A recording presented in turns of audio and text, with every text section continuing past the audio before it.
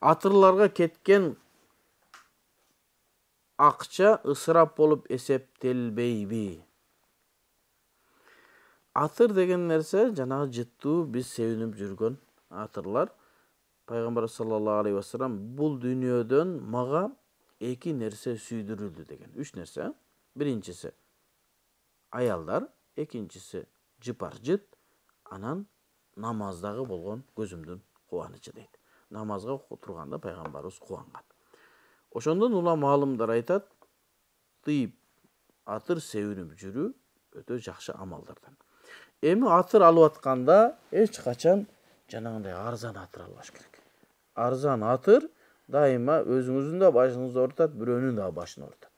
Биз чогуу бир жерге же бир коомдук транспортко же болбосо бир адам чогулчу жерге арзан атылды себинип барган болсоңуз, адамдардын баардыгынын настроениясын бузасыз.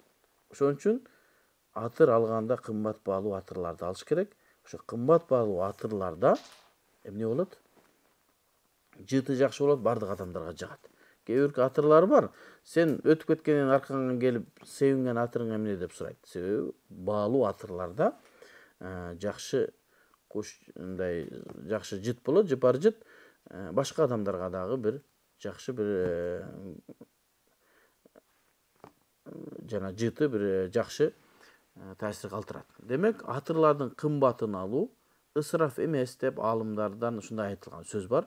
Мындай тактап ушундай кымбат атыр алса ысырап болбойт деген бир баса белгиленген бир шариаттын өкүмдөрүн көргөн жокмун. Демек, кымбат атырларды себепсиз эле ала берсе дагы ал ысырап болуусу мүмкүн. Себеби эки атыр алсаңыз жетет. $300 $600 эки атыр алсаңыз бир жылга жетет.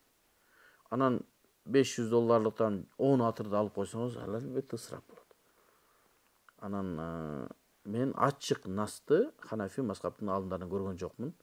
Эгерде бирөө көргөн болсо, мага кабар берип койсун. Канчалык атыр алса деле ысырап болбойт дегенди. Ошого эки атыр алынса $300 $600 эң жакшы нерсе болот иншалла.